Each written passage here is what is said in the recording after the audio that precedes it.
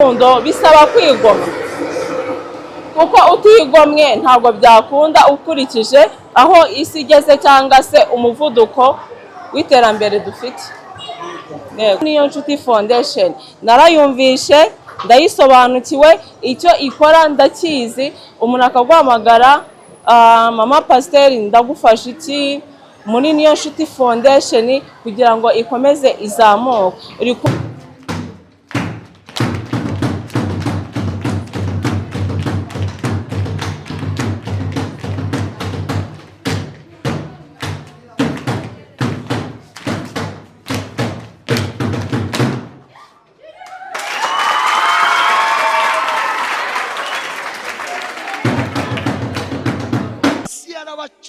yarabakaranze kugira ngo mu nzu y'Imana hagere uko nabaye muraka bahaguruka dusenga n'ejo bundi narahagurutse umunsi ku wundi nk'uko mubibona hano turi kuri Niyo Nshuti Foundation ikorera mu Gatsata mu karere ka Gasabo. Nk'uko mubibona urumva urusaku rwinshi cyane, muri kubona abana twiteguye gukora bye bye vacances isoza ibiruhuko. Dushima Imana ko abana bacu Imana barinze mu biruhuko, tubaragize Imana bagiye gusubira ku mashuri. Ndagira ngo mudukurikire neza cyane. Rero muri vacances tuba dufite imyidagaduro igiye itandukanye, abana bagaragaza impano zabo kwa kundi baba bari mu rugo kugira ngo umwana agende azerere akaza hano tukaba twamwigisha gusenga. Icyo ni icya mbere. Icya kabiri bakazamura impano, uzi kuririmba akaririmba, uzi kumodaringa akabikora, uzi gushushanya agashushanya, uzi kuboha ibipupe nk'uko hariya twabiberetse nabyo akabikora. Noneho nyuma yaho bakajya mu macumbi yabo. Rero uyu munsi wa none ni bye bye vacances, ndagira ngo abana dutangire bigaragaza mu biruhuko utuntu bagiye biga, kuririmba, umuvugo se cyangwa kubyina. Ndababwiye ngo nimuryoherwe muri uno mwanya tugiye kumarana, Uwiteka abampera umugisha. Murakoze cyane. Turi kumwe na Murinda Habi, Irene Kashamakokero, Image, turi kumwe nawe. Reka dusenge rero, dutangire dusenga Imana tuyiragize iki gikorwa cyacu uyu munsi wa none. Mwami Yesu, turagushimiye, turaguhimbaje, tugushimiye ubuntu n'ineza n'ibambe byawe udasiba kutugirira. Uyu munsi turi muri bye bye vacances, turagushimiye ko warinze abana bacu, turagushimiye ko nta gikuba kigeze gicika, turagushimiye ko waturindiye abana rwose ukarinda n'ababyeyi muri rusange. Izina ryawe nirishimwe. Akanya kose tugiye kumara hano rero kaze kuba kumugisha, ubwo abana bazajya ku ishuri tubaragije Imana kugira ngo bazagendane na Mwuka Wera. Amasomo yose guturuka ku Kinyarwanda, imibare, France, English, reka bizagende neza, turabaturiraho ubwenge mu izina rya Yesu Kristo. Uburinzi bw'Uwiteka turabwatuye kuri bano bana ndetse n'abandi bose, buri mubyeyi wese ufite umwana ugiye gutangira ishuri turamusengera, reka gufashwa n'Imana kuzagaragare kandi abana bazaza n'amanota meza. Tubisabye Imana twizeye mu izina rya Yesu Kristo, amen.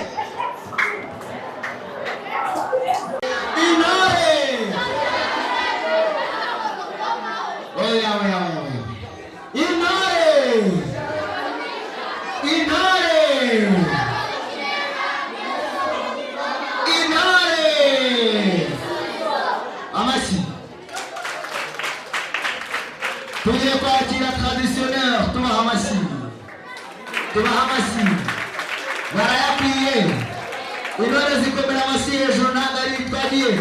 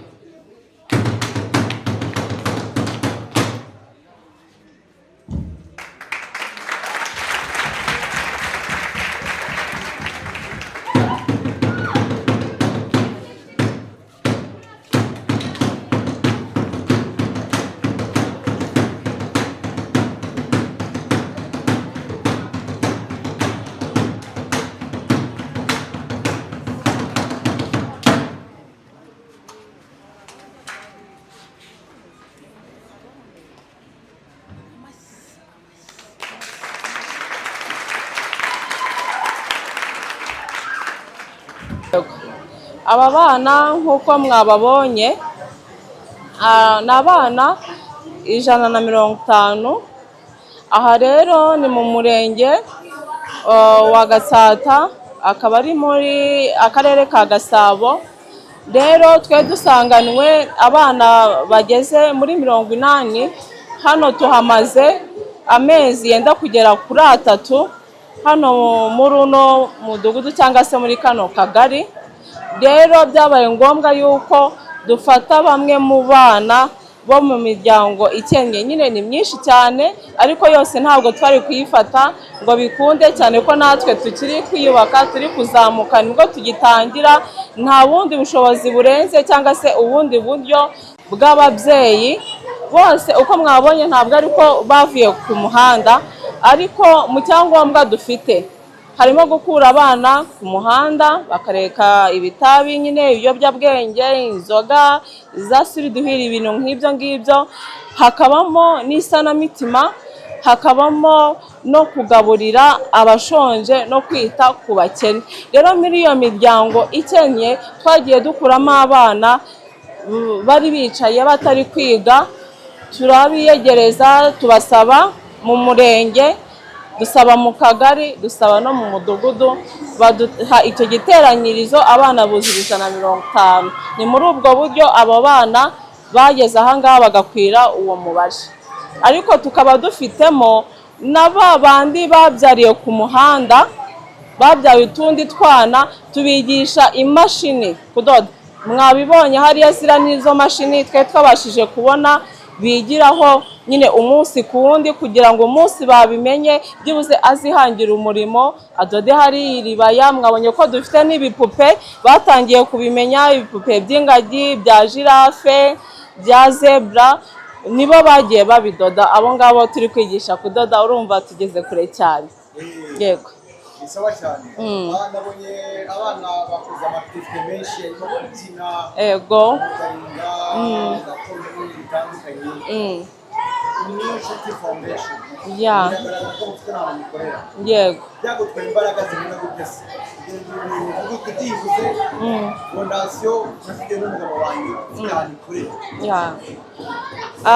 Byatwaye imbaraga nyinshi cyane. Ku giti cyanjye ntabwo nabyibashisha. Urumva iyo umuntu nyine yagipfakara, ubuzima burakomera, ukagenda wiyubaka ruto rutoya, ariko kubera Imana icyo ni icya mbere. Nanjye ufite umutima mwiza cyangwa se wenda urukundo cyangwa se ubumuntu, n'inshuti zanjye kuri Imayi mfiteho inshuti, kuri Inzauke TV mfiteho inshuti, ku Isimbi mfiteho inshuti, kuri Magic mfiteho inshuti. Naho ngaho hagiye hakomoka inshuti zifite ubumuntu, noneho havamo abaterankunga. Si abaterankunga ba buri gihe, ahubwo ari kwa kundi umuntu yiyumvamo kuba yagushyigikira mu bushobozi butoya afite, cyane cyane ko gufasha ntabwo bisaba ibya mirenge cyangwa se ibintu byagusagutse. Kwa kundi umuntu nyine yigomwa ikintu runaka akavuga ati yes, hariho niyo Nshuti Foundation, narayumvishe, ndayisobanukiwe, icyo ikora ndakizi. Umuntu akaguhamagara, mama pasiteri ndagufasha iki muri niyo Nshuti Foundation kugira ngo ikomeze izamuke. Uri kubona abana bo ku muhanda, si ko umuntu bose yabamarayo, ariko byibuze bamwe muri bo babandi baba bahatwitiye, batewe inda na bagenzi babo. Iyo umuntu ambwiye ati akira ubushobozi bunubu, imyenda, pampa, pade, nanjye ndasimbuka nkajya kureba wa mwana. Simureba gusa, ndanamuganiriza nkumva imyumvire afite. Niba ari umwana koko wumva, akava kuri wa muhanda, umuntu akamwigisha umurimo niyo waba ari mutoya cyane, akabasha kwikodeshereza inzu, kamuha igishoro cy'amafaranga. Hano barimo twagiye duhereza ibishoro dufatikanyije n'abakunzi ba niyo Nshuti Foundation, bakaba bari mu turimo runaka, akabasha kwigurira mituweli, akabasha kwivuza, akabasha kwiyishyurira inzu ya 15, nubwo aba ari ahantu nyine quelque part hejuru, ariko byibuze ntabwo abakinyagirirwa hahandi ku muhanda. Yego, kandi aravuga uti nk'umuntu handi ufite umutima mwiza, umuntu wa mbere wese ufite umutima mwiza, Irene, none se mbere yuko abandi bantu banshima ndabanza nishimye. Ndabizi cyane. Ni ukuri. Uko byagenda kose ngomba nyine kwifana cyangwa kwiyemera kugira ngo n'abandi banyemere. Kubera ko iyo witakarije icyizere n'undi muntu arakigutera, iyo wisuzuguye n'undi muntu aragusuzuga, ariko iyo wiyubashye kwihesha agaciro n'abandi baguhereza agaciro. Ni sawa cyane. Mu gihe hari ibikuvugaho byinshi ku mihanda, ku mbuga nkoranyambaga, kuvunika ugira ngo ukore ikintu nk'iki ngiki iyo byanejeje n'abana n'aba bishimiye bari bigaragara ko ababyeyi babo ntaho bari, cyangwa se niba wanabonetse niba bamurimo barahari, ko abenshi ni abana bari kwigurira, bivuze ko bajyana umwanya wo kubirepeta cyane. Ibyo bintu uko mubona urasa naho bukora umunsi ku wundi. Yego. Hamwe naho hari akazi umunsi ku wundi uba wibereye muri aba bana. Umunsi ku wundi mba ndahangaha mu Gatsata, ntabwo nabo baza buri munsi, ariko wenda iminsi batajeho hari n'ubu ushaka wenda kuba yatera inkunga Niyonshuti Foundation akasanga ahangaha, kuko abantu benshi bazi yuko ariho dukorera cyane, ko ariho twarocingiye Niyonshuti Theogene cyangwa se Niyonshuti Foundation. Rero aba bana hari ukuntu umwana yirirwa mu rugo yihugiyeho mu turimo, ariko biba ari byiza yuko atera intambwe akaza mu bandi, hakabaho gusenga, hakabaho kubagira inama. Abonye ko harimo abahungu, harimo abakobwa, ni abana batoya, nibo Rwanda rw'ejo hazaza. Rero nk'uko umunyarwanda yaciye umugani ngo igiti kigororwa kikiri gitoya, cyangwa se ngo toza umwana inzira akwiriye gucamo. Ibyo rero bigira umumaro, nk'uko baba baje turasenga, abana umuntu akabahugura, dore n'urubyiruko, umuntu akababwira uburyo ki bakwiriye kwirinda.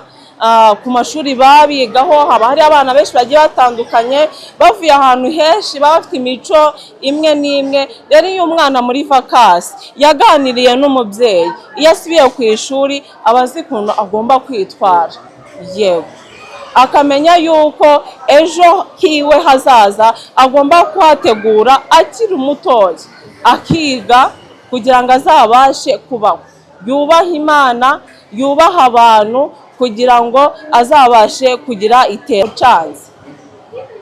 Aho bwira ageze niho yiryamira. Nibyo navugaga, niba ugerwaho na benshi bose utabasha kubafasha, ngo niko bari kwakunda umuntu yipasa umupira muremure atabasha gufunga. Ariko ijambo ry'Imana se ritubwira ngo, kiratubwira ngo genda uko imbaraga zawe zingana.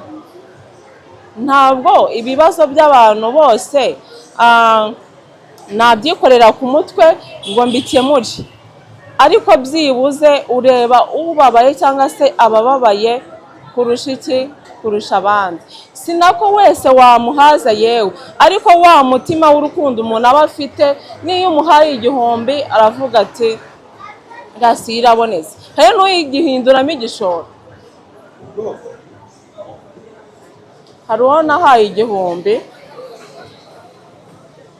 aragenda aranguramo amashu, bukeye mubona ari gucuruza. Ndamubwira se uri gucuruza? Ati ndi gucuruza. Arambwira ati ya mafaranga wamaye nagiye mu isoko umunaniza akabanza gatoya nerekamo amashu, ubu ngubu biri kugenda bigenda, mpita mwongera inote ya 5. Ndamubwira ati ongera urangure. Ubu ngubu mituweli ari kubasha kuyigurira. Hari ahantu bita muri Visa, hariya muri Dowandi niho arara. Aho muri Visa ukuntu biteye, wishyura inote y'5 kugira ngo uze kuryama, isabune ikaba ari iyabo n'amazi akaba ari ayawe. Arambwira ati byibuze nubwo nafite inzu nkodesha ku kwezi, ariko mfite ahantu ndyama. Ndamubwira se ubona 5 cyo kwishyura aho uryama ukabona nayo kurya n'umwana wawe? Arangije arambwira ati bateranya ari 2, 7 5 bakihengeka bakaryamisha urubavu, ariko byibuze akabasha kurya ariko ngati ubu ndashima Imana navuye mu cyiciro nagiye mu kindi. Ubwo rero urumva ubuzima ntabwo bworoshye. Abantu bashima Imana bikwiriye. Ubuzima ari abantu batazi ko i Kigali ari ahantu bishyura. Nesirene ni abantu ntabwo babizi. Nimba yararaga mu kiraro akanyagirwa, imvura y'amahindu yaza akajya guhagarara munsi y'igiti cyangwa se ahantu ku gasima k'umuntu, none akaba abasha kuryama mu nzu nubwo ari ku ikarito. Usika amakarito ari nk'uburiri, hariya mu mujyi amakarito aragurwa cyane. Ikarito ni inote ya 3, akagenda akihengeka akavuga ati ntacyo bitwaye, nubwo uyu munsi wenda ndi gutanga 75 nkahenge ku rubavu. Si kimwe nk'uko ejo naryamaga muri ruhurura imvura ikaba yagwa ntabizi. Hari ukuntu imvura ihinda igahinda cyane cyane mu bice by'Inyamirambo. Noneho nk'abantu begeye ruhurura wumva ibintu biri kumanuka muri ruhurura, ukumva iri gusamira. Wa muntu waraye muri ruhurura cyangwa se muri rigori ajya kwikangura amazi yamutwaye, kandi amazi ajya batwara hariya Nyabugogo.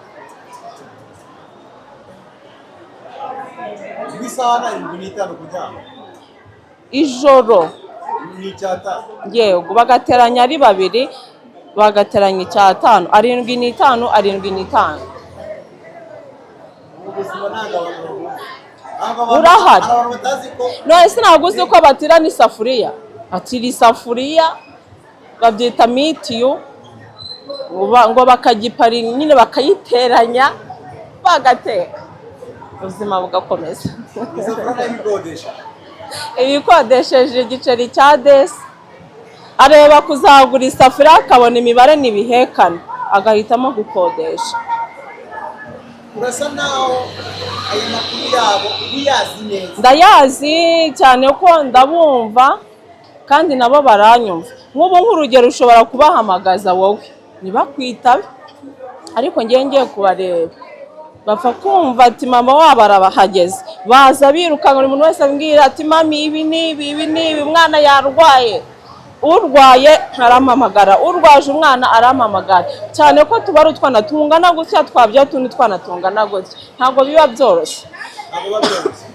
Ibintu ntuzabihugiramo ntiwiyibuke cyane ko bavuga bati uriya mwana w'umukobwa wabariye guhita guca no guha mama yagize atya umutware akwiye kwitaho nakongera akarongorwa, ariko ahora mu bintu byo gufasha abantu bari mu muhanda n'iki uburyo ushobora kuzibagirwa se? Ntabwo nakwibagirwa, kubera ko niba mfashije umuntu nuko nanjye Imana iba yamfashije. Itamfashije se nakura hehe cyo gufasha abandi? Ntaho nagikura.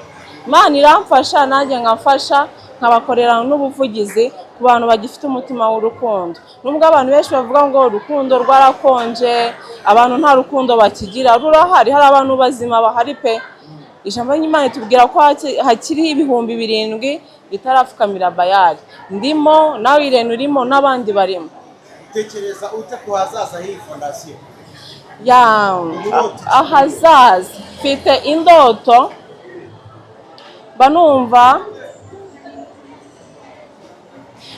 umwana w'umunyarwanda ahava akagera yakwiga akaminuza.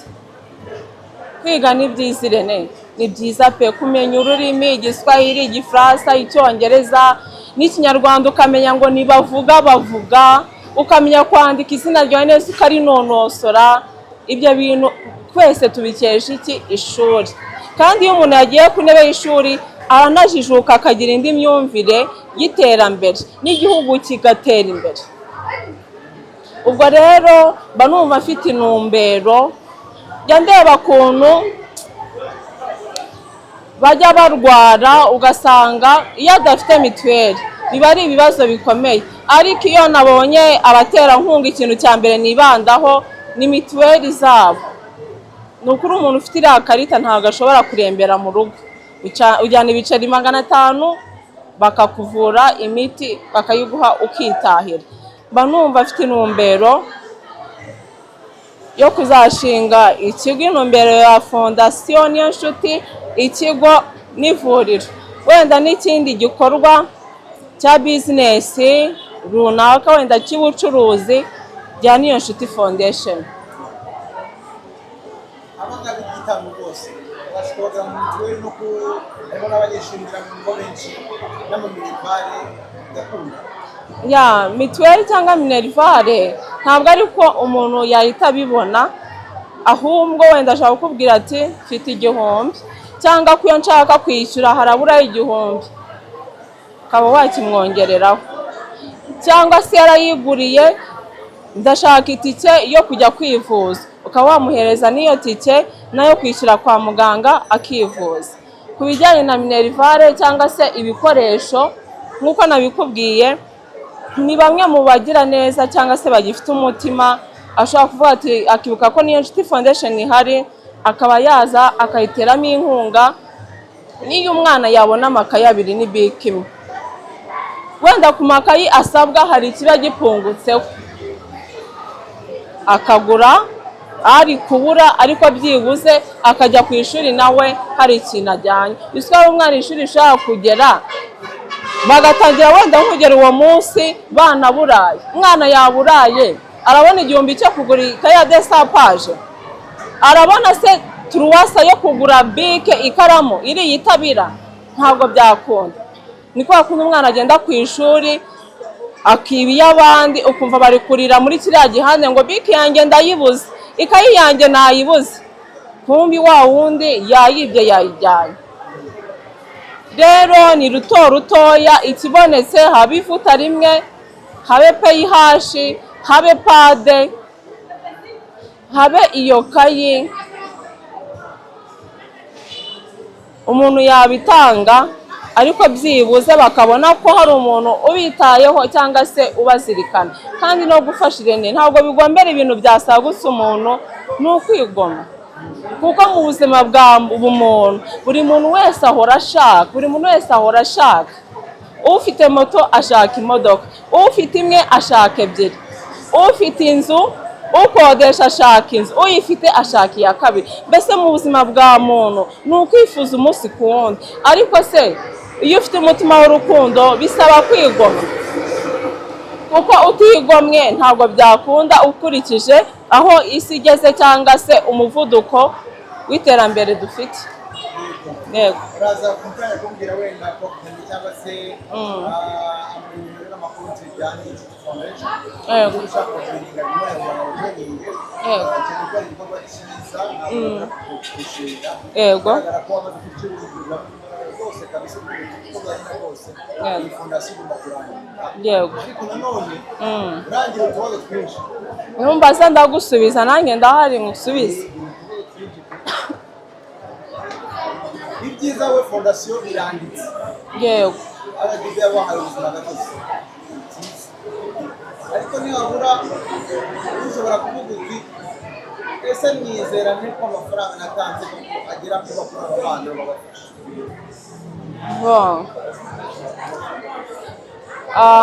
Icyo bintu nasubiza umuntu wenda uri kubitekereza gutyo,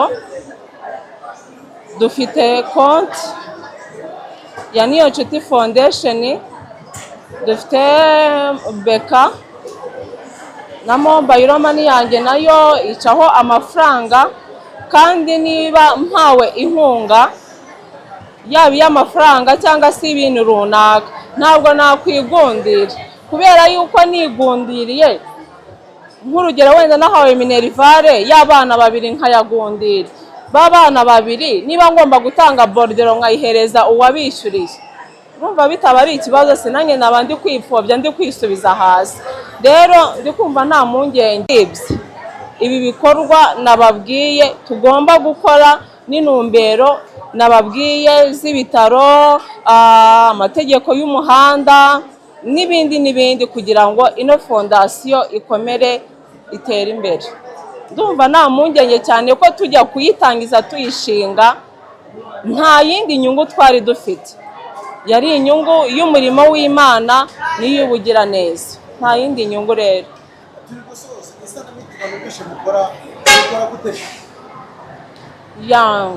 abantu rero bakomereka ukuntu bigiye bitandukanye.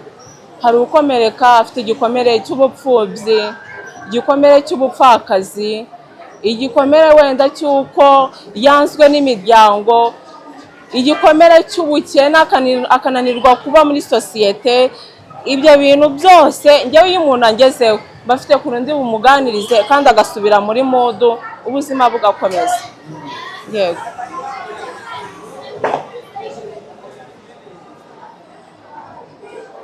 Yego. Ikindi nshaka kugira ngo ari umusobanurire neza, hari ukuntu umuntu agera agacika intege. Uko byagenda kose ibintu biba bisaba amafaranga y'amapasiteri, kandi simpamya ko ushobora kubona amafaranga yakemura ibibazo by'abantu bose mubona. Ni benshi pe, ucitse intege bigenda. Ntabwo nshobora gucika intege. Nese nincika intege n'umuntu uraba wahagaze kuvuga. Erega wibuke ko n'imvugo nziza ari mugenzi w'Imana. Ushobora kuza kunganiriza akagira amagambo aturuka muri njye yakubwira akakubakira ubuzima bw'ejo hazaza. Wenda mbura amafaranga, mbure urukweto nguhereza, mbure iniforme nguhereza, mbure minerval. Byuze sina kukubwira ngo ihangane komera ubuzima burakomeje genda ukuntu, ibyo nabyo byananira. Ntabwo nacika intege. Gute? Mbwira ikintu cyakoretse ko nacitse intege. Navuze ngo habuze gato. Kimbwira. Navuze ko wabiciye. Ngira ngo byari mu itangira rya fondasiyo. Imihanda iragenda irakota kabisa. Njye nari nzi ko ugiye no kuhita wituriza ibintu byose ukabireka. N'ibya fondasiyo ukabyihorera. Irene, imbaraga zatumye ukomeza uri kuvuga biriya bintu. nta kintu na kimwe cyatuma umutima mfite nkurambika hasi. Kabiri, nta kintu na kimwe cyatuma agakiza mfite nkegezayo. Icya mbere ni uko namenye Imana, kandi Imana namenye mu buzima bwanjye izanshoboza kuba muri ibi byose. Nzi ko nzabivamo neza, nta mwotsi uri kuntukaho kandi bizakunda. Nta mwotsi uri kuntukaho. Nta mwotsi uri kuntukaho. Yeah. Ko bagutwika kose. Cyane rwose. Umisanga nuko mwotsi ndagakunze. Yego. Ntawe uzanukaho kubera ko Imana niringiye yo mu gihugu cyo mu ijuru nakurikiye ndayizi neza. Njye nayo turaziranye, iranzi nanjye kandi nkayimenya. Yego, niba tuziranye rero birahagije. Usobanura bamwe mu banyamuryango ba fondasiyo. Yego. Babwira ko biriya bintu ari ibihuha cyangwa uti sinzi uko nanjye byagenze, ni ikintu byakugoye kugira ngo ukomeze kugusapotinga. Rero buriya ku muntu usanzwe ukunda undi nta cyaba kibi kuri cyangwa se kibi igihuha, nta kintu cyabaho ngo unanirwe kumukunda. Reka ngarukira aho ngaho. Yewe yagarukira asobanura neza. Rega ndi ngo mubone ngomba kunsobanurira ibintu na bimwe. Muri makeya ku byagiye bivugwa cyangwa se biba kugeza kuri uno munota, no comment, nta kintu na kimwe nshaka kubivugaho. Kubera iki? Niko niyumva muri njyewe. Niko niyumva muri njyewe. Reka nkomeze nkora ahubwo no murimo ngomba gukora, ariko ibi bintu by'imitagihe nta kintu na kimwe nshaka kubivugaho. Waravumbuye ko ari ushaka guca intege cyane. niyo mpamvu abiri umwanya bakubyoya ugasiga kuri fondasiyo kugira ngo icibwe intege n'ibindi. Kubera ko iyo baguciye intege ukazicika urarangira. Urarangira. Niyo mpamvu rero nimba nzi icyo nshaka naho nshaka kugera ngomba gukomeza urugendo. Kugira ngo wowe wabashije gukomera nabikora birakunda.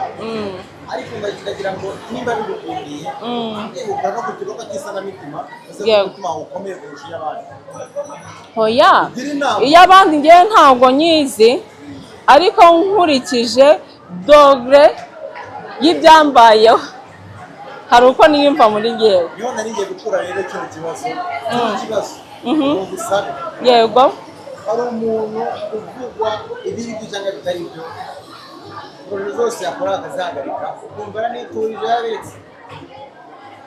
n'iyi nama kugira uko bigaragara ko iyi minsi turimo imbuga nkoranyambaga iyo zikoreshejwe nabi zibangamira nko mu byamamare iyo bavuzweho amakuru mabi. Niba uvuzweho ikintu kibi ubuzwi cyangwa se utazwi biba bigamije kugusubiza inyuma bikakwicaza hahandi utabasha no kwifungurira ugahora wumva umeze gutya ku buryo no kugira ngo sinukuru ugirire imbere yawe utinya ukamera gutya. Ahubwo niba bikubayeho komeza imbere.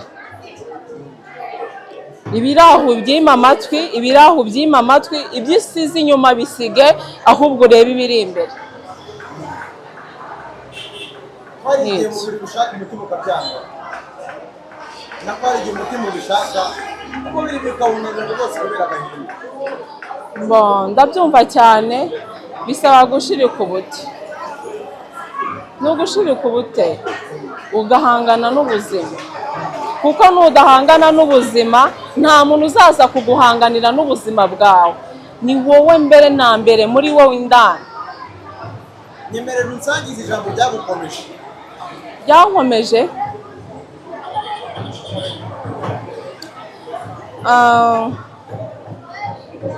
ikintu cya mbere cyambayeho nkumva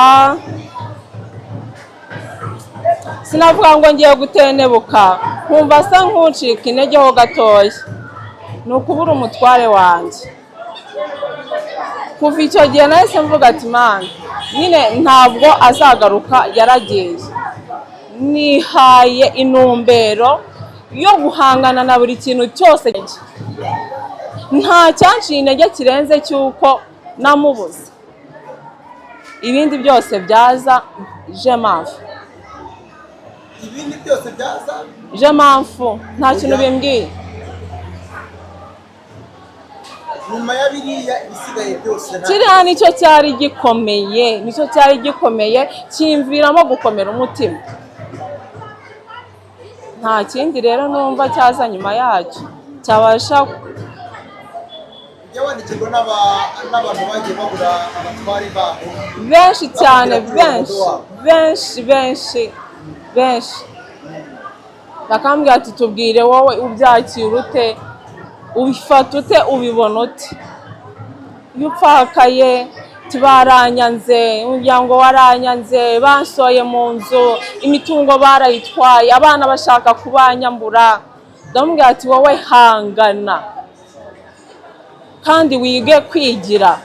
Iyo uhanganye ukiga kwigira n'ibindi biragutinya. ese wamuganye mama pastor we ibyo nawe ufata akanyo ukareba inkuru zikuvugwaho ugashyiramo muri screen cyangwa se muri telefoni, umuntu uri kukuvuga nabi ukamureba neza ukamwumva. Njyewe rero kuri ino nshuro mba numva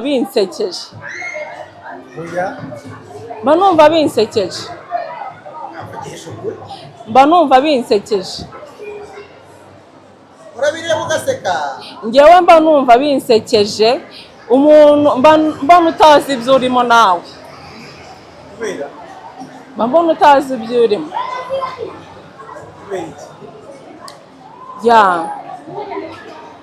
None se ni gute wowe Irene ushobora kuvuga ikintu utazi udahagazeho, noneho ukakivuga njyewe wanyanasiye? Ni ukuri ko Imana nkumva ni ubwa mbere nanjye nyumvishe mu matwi yanjye, nkumva ni n'ubwa mbere nyibonye. Aho utaseka ni hehe? Numva nsetse. Mu by'ukuri gahunda umuntu aba afite ari kuguteza abantu. None se nawe ubwe ahubwo mbere y'uko aguteza abantu ni uba wabanje kubiteza mbere y'uko abantu abaguteza. Ari n'umuvuga ati njye ntacyo mpomba. Turabafite abantu badafite ibyo bahomba, ariko abangabo ntabwo mbitayeho. Yewe rero njyewe ufite icyo nahomba cyangwa se ufite icyo ushaka, ntabwo najya guhangana. Nigeze kuvuga ko hari igihe witabaje inzego z'ubugenzacyaha, nibyo? Oya. Amuzi ko urajya kureba umuntu wakuvuzeho ibintu bitari. Iyo sase nayiguramo akawunga. nkunda kurya akawunga, nayiguramo akawunga nkicara n'abana nkirira akawunga n'ubunyobwa nkirira. aho kugira ngo ukoreshe saa tujye kuri Google Yeah. ngo yakubabaje. Mm. Yego, reka ngaruke gato kuri fondasiyo kugira ngo nanakure ukomeze gahunda n'abana bari hano, ndabona harimo benshi ni batoya, abangavu, n'abasa n'aho. Tugiye mu kanya no kurya hariya agapirawu, nkunda n'umuceri buriya cyane, niba nkukunda rero mba ngomba kuwuhereza n'abana banjye bakarya bakumva uko Yesu agira neza. Yego. Ibikorwa nk'ibi byatangirwa na Theogene, nayo mpamvu bigoye ko nakoresha televiziyo mu kubashyiraho cyane ko yaba n'inyuma ndabona handitse Nifite Foundation. Yego. Iyi fondasiyo iri mu mazina ye, iri muri bino bikorwa ni izihe memories, ni izihe nzibutso z'ibitekerezo bikuzanira kuri Theogene? Mu kanya turi muri sale wabonye ko ariyo pankarite yanjye ari hepfo, njye ndi haruguru. Narebye ku ifoto yiwe mpita nibuka ukuntu yari umukurajeri, yari umuntu ufite morale, icyo yashaka nanjye mpita numva mu mutima icyo nerekejeho, umutima wanjye ngomba kugishyiramo imbaraga nyinshi kuko ibyo ngibyo nabimwigiye, nari mbisanganywe ariko noneho nsigaye numva ari homework, ari akarusho cyangwa se ni devoir yanjye ya buri munsi. Ya n'urwibutso nyine yansigiye. Wowe wakugariye ngo mufashe bikakunanira, ubishaka ariko bikakunanira, igihe byagenze gutyo akakubwira ikibazo kumva ko wamufashije ariko umutima ukabishaka ikofe bikayibura. Ni umwe mu bana bo mu muhanda, bo bateranye inda ku muhanda bombi, barangije barahava bajya kubaka ubuzima, turabaremera, twishyura inzu, tubahereza n'igishoro kitari cy'amafaranga menshi cyane, byari ibihumbi 30 ngo batangire ubuzima. Baje kubyara, tubavana kwa muganga, tubashyitsa mu rugo, turasenga, turitahira. Hashize amezi nk'3 barambwira ngo babasoye mu nzu. Nayo nahondaguwe Irene mana yanjye, buri ukuntu mbigenze.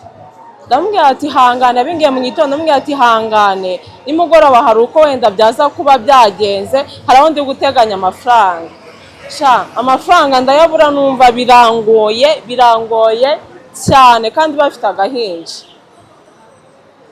Nibaza kuntu we n'agahinja bagiye kujya hanze, cyane ko nanjye ibyo bihe byigeze kumbaho, numva ndababaye. Ariko icyo nshimira Imana, yaciye inzira ahandi, mu minsi mike nyine babona ahandi hantu bimukira.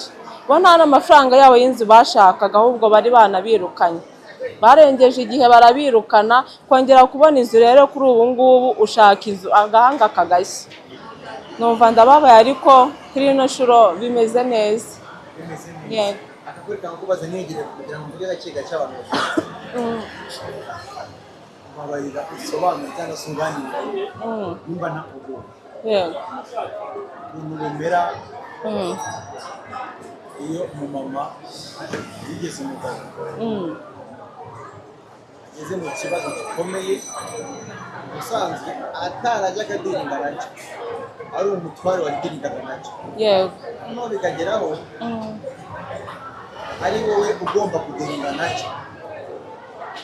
Bimeze bite? Birababaza. School fees cyangwa se minerivare y'abana bikuriho, guhaha, ubuzima nyine burakomeye, amazi ni wowe, umuriro ni wowe, minerivare ni wowe, umwenda w'umwana ni wowe, mbese buri kimwe cyose ngomba kwiyitaho, ukita no ku bana. Iyo nk'icyo wenda bijya bibaho umuntu akagira crise, ntawaseka undi bijya bibaho. Nyine turi abantu, ushobora gutekereza ati kandi iyo umugabo ahaba yari gukora iki nanjye nkakora iki ngiki, cyangwa se agashaka ubundi buryo. Ariko hari igihe umuntu atekereza ubundi buryo akabubura. Ariko turashimira Imana Data twese yo mu ijuru ko ari Imana y'akandi karyo ijya ihindura ibihe. Iyo bimeze gutyo uhita wibuka gusenga Imana ufite Data mu ijuru ukamuhamagara bikemera. uyu munsi hari umumama witurije ufite urugo ufite umugabo, Yego.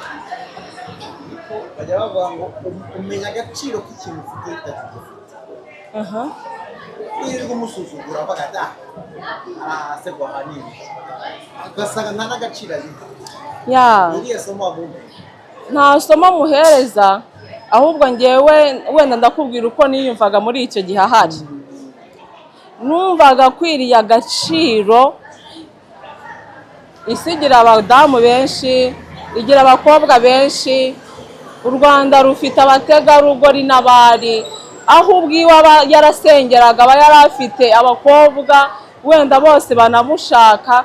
Ariko se nuko njye natekerezaga kubera iki yamisemo, kuki yamisemo, akumva ko agomba kunshyira akantu ahangaha, kuki yamisemo. Icyo cyonyine nkumva ni umuntu ukaze, nkumva ni umuntu ukomeye. Nk'uko Bibiliya bivuga umugabo ni umutwe, umugore ni fondasiyo. Nkumva arakaze. Nuko niyumvaga muri icyo gihe nkakomeza mbimuhera agaciro mu buryo bumwe cyangwa se ubundi bw'ibihe tuba twarabanyemo cyangwa se twatambukanyemo. Ngewe nuko nguko nabyumvaga. Wanze kugira umuntu ugira inama yo kumva umugabo? Ngewe nkubwiye uko nabyumvaga, ubwo unyigiraho kuri ako kantu, kuri iryo somo ryanjye aritoje. Ntacyo wicuza utigeze ukora? No, nta na kimwe nicuza. Muri wowe? Ntacyo. Ibyo wagombaga byose warabitanze? Narabikoze pe. Yego. That's nice. Nawe uko rero uraza kumfasha umbwire mobile money ya Kigo Foundation cyangwa se ubundi buryo wabasapotinga ugenda bishyashya ku kiganiro twarayumva mu Rwanda. Yego. Ndikumva hagize umuntu ushaka kwegera Niyo Nshuti Foundation, yaca inbox agahamagara nimero yanjye, noneho nkamuhereza namba z'amakoti hari icyo ashaka gukora kuri konti. Hagati aho dufite na website, mwanayisura mukareba uko ibikorwa byacu biba bimeze. Ndatanga nimero yanjye, noneho baze guca inbox mu gikari bamvugishe bahereze n'izo konti. Nimero ni 0783 41 30 85. Izo nizo nimero zanjye. Ni MTN.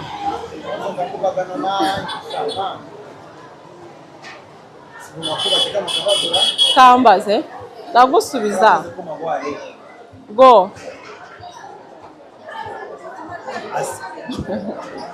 karame. Yego.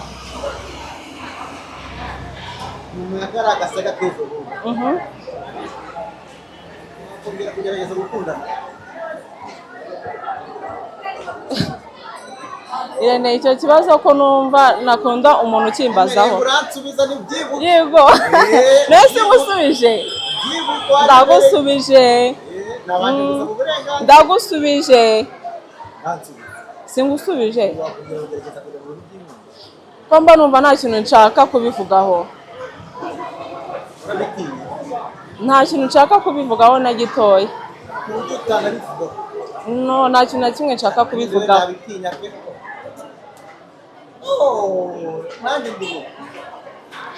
Ntacyo nshaka kubivugaho habe na gito. Okay.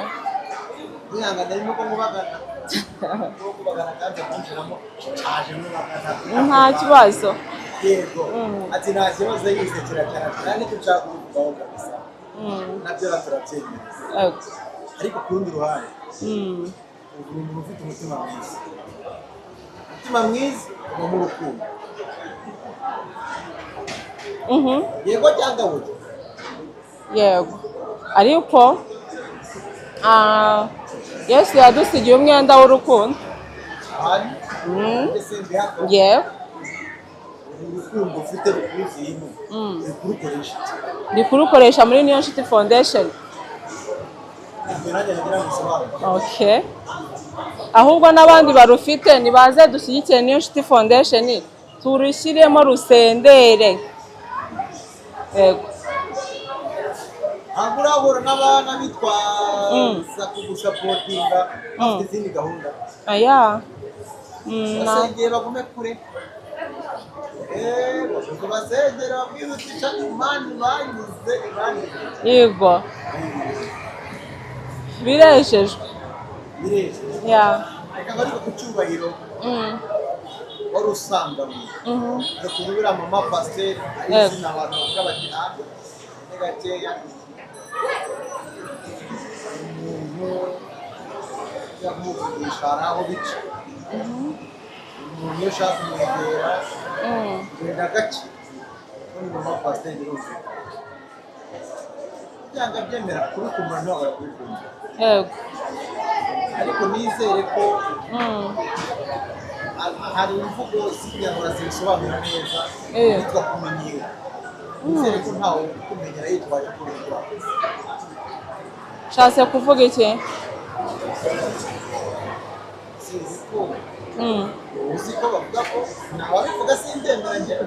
Yego, Bavuga ko icyubahiro cy'umugore ari umugabo. kuba njyewe nubaha Imana cyangwa nyizera nicyo cyubahiro cyane. Unakunda kera. Okay, Ntabwo ngatanzeho bakita vi. ni vi dore ni gutya.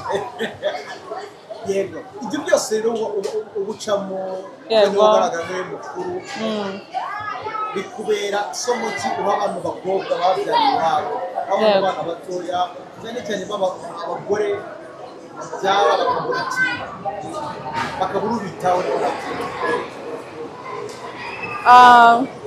Wenda inama ntoya cyane, hari ukuntu umuntu ashobora wenda kukumenyera mu buryo bumwe cyangwa se ubundi agashaka guprofita igihe urimo, ariko se wowe ku giti cyawe ibyo abandi baguhereza wowe ntabwo wabyiha, niyo kaba gatoya cyane ntabwo wakihereza. Erega ntabwo ari ngombwa ibya mirenge Irene.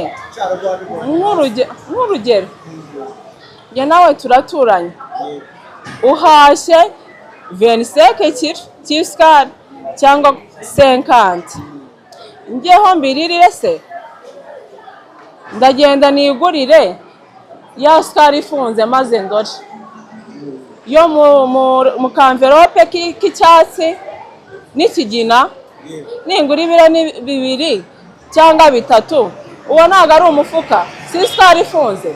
Isukari nguze irafunze, niyo waguze nawe irafunze, twese irafunze.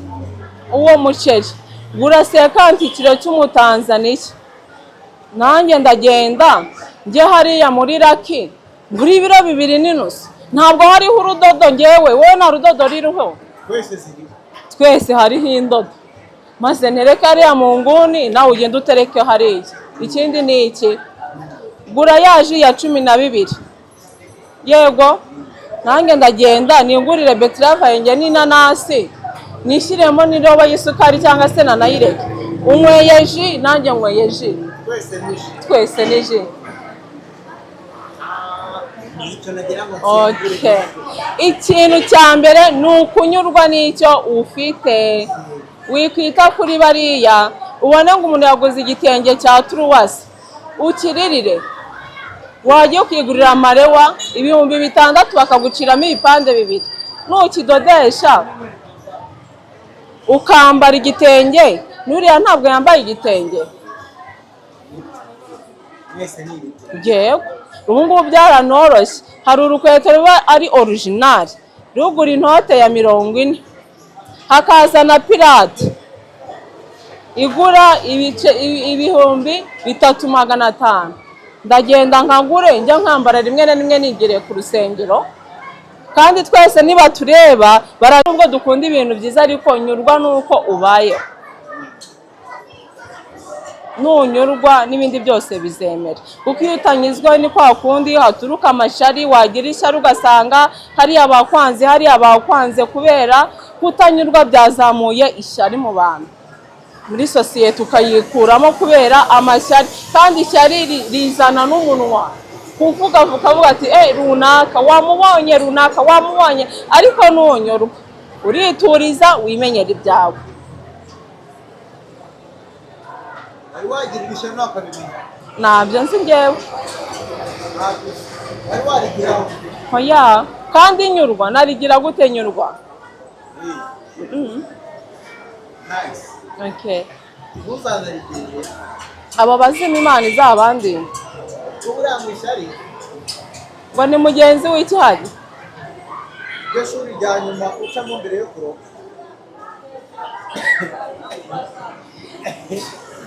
Aha.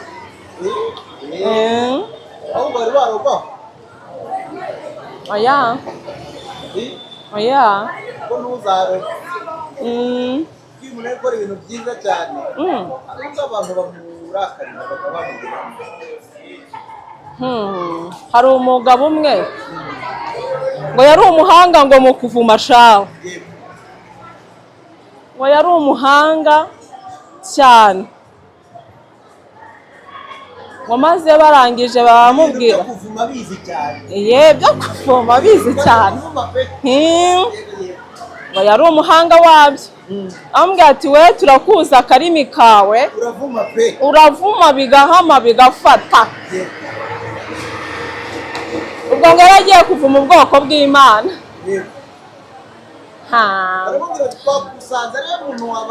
Yewe arangije ngagenda ngaguhagarira ahantu ku gasozi karekare ngo gasumba utundi dusozi. Arangije arikonsantira neza avuga ati ngiye kubavuma shaho.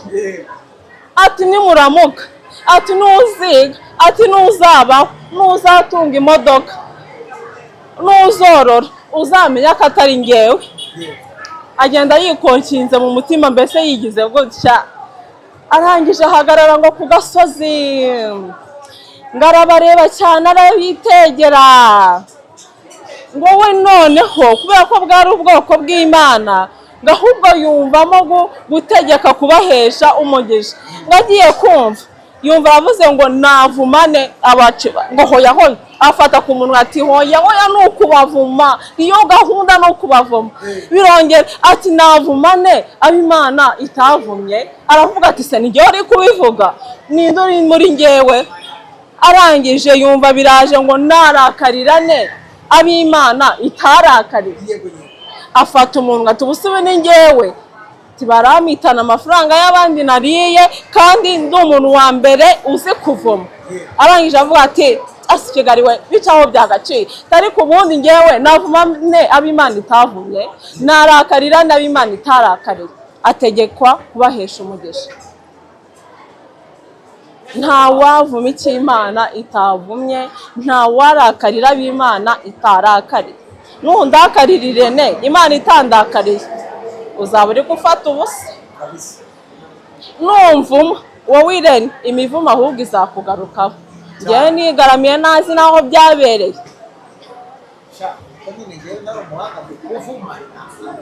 Niba uhesha imigisha rero aturimigisha kuri uwanyanasi. imigisha kabisa aho iri sima ryabo Sibyo mbakubwira. kandi nuko nubwo tuba tuganira ariko mba nananyuza mu burangiye mu biganiro birimo n'amasomo cyane. Abantu batureba benshi cyane baba bakeneye kugira ngo bafasha mu buzima bwa buri munsi. Ariko byatumye gukomeza kubishyura muri fondasiyo kuko yego bapanga gusezera abana kugira ngo bajye ku mashuri kugira ngo ntaze benshi babayeho bate bidagadura bate ntabitunze ubarebye ubushobozi biragoye ko wavuga ko ari abana b'abakire. Abana b'abakire ni abana baba mu buzima busa naho butari bwiza cyane, ariko barishimye byibuza baridagadura barabyina baraseka amasaha agera ko ntabwo bararambirwa barahari cyane. Yego byiza cyane kandi Imana iguhe umugisha amina kubera ko buriya ngo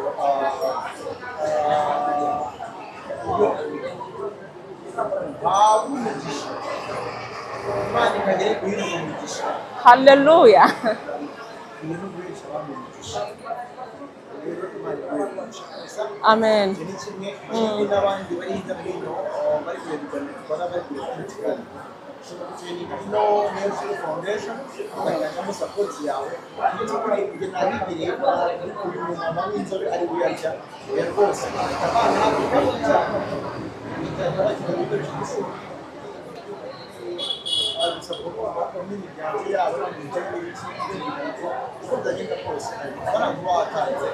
nibo ajya gufasha kandi buriya gutanga bihesha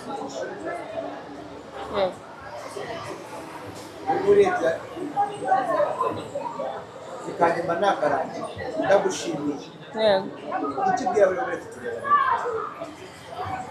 icyo ubwira abatureba icyo mbwira abaturebaga ni uko bagana niyo nshuti foundation bagasapotinga gufasha si uko umuntu aba afite ibya mirenge ahubwo biterwa n'umutima icyo numva nababwira rero tubahaye karibu muri niyo nshuti foundation kugira ngo muze mudushyigikire n'ejo bundi ni ishuri nubwo tugiye kubahereza ibikoresho ntabwo ari ibikoresho bishyitse ariko hari uwavuga ati wenda ndatangamo indobo ndatanga matera cyangwa se bodaboda cyangwa se wenda akansaba nk'abana nka bangahe bo muri primaire akaba yabishyurira cyangwa uwo muri 9 mbese uko umwuka w'Imana yakuyobora niko wakora ubwo rero muri Bye Bye Vacances tuba twateganyije gutangamo ibikoresho nkicana nabo tugasangira nkanabasengera nkabaragiza Imana bagasubira ku mashuri n'Imana igakomeza kubaturindira rero turagira ngo mugane niyo nshuti foundation umuntu wese w'umukunzi wanjye cyangwa se unkunda waba warakunze n'ibiganiro bya pastor wacu watashye yakomeza nawe nyine akatuba hafi akadushyigikira mu buryo bumwe cyangwa se ubundi haba ku ikofi haba mu bifatika gutya haba mu isengesho rikora ibyo abantu tutabashije gukora turyohereza ari amagambo ikagaruka ari ibikorwa kandi amasengesho musenga angeraho nkafata ibifatika gutya mu ntoki rero ni karibu muri niyo nshuti foundation muri iki gihe cy'abanyeshuri mutubaye bugufiya cyane twarushaho kunezerwa yemerera gusoza rero n'ubundi kuko watanye igisengesho yego ubwo n'ubwo n'amakuru mwiza buriya wayimegurira kuganira mbona ni sawa ibintu byinshi ubashije yego none uragenda soze igisengesho yendera rwose bisengera gake gake no turaza kwivanga n'amashusho yego yawe y'abana mugiye gusanga kugira ngo bigire umumaro cyane yego Mwami Yesu turagushimiye turaguhimbaje uyu munsi umugisha waduhaye ngo tuwunezererwemo twari turi muri Bye Bye Vacances wakoze neza kuturinda ukarinda aba bana bakaba bagejeje uyu munsi nawe wagiye mu bitaro nawe warwaye mu buryo bumwe cyangwa se ubundi Mana wagize neza kuba iruhande rwacu muri ibi bikorwa twari turimo rero dusa nkaho tubigeze ku musozo ushimye ko wabidushoboje buri muntu wese washyizemo ubutunzi bwiwe abana bakabona amakayi amabike kugira ngo babashe kunywa ji cyangwa se babashe kubona icyo kurya muri uno munsi nubamera umugisha w'Imana ubasakareho aho bakuye wasubize amagurupe yagiye adusuranya asabiye umugisha ubagirire neza gufashwa n'Imana n'umwuka wera bikomeze kubana natwe kandi ntabwo nasoza nasengeye abari kureba impaye kugira ngo abarwaye, abarushye, abaremerewe, niwe mukiza w'intimba, niwe uvura ibibazo, niwe uvura ibitugerageza, niwe womora imibabaro yacu, niwe ujya upfuka inguma. Reka buri muntu wese mu ruhande rwiwe uko agushaka akubone. Ineza y'Imana ikomeze guhagarara muri twebwe, mu izina rya Yesu Kristo mukunzi wacu mwiza, amen.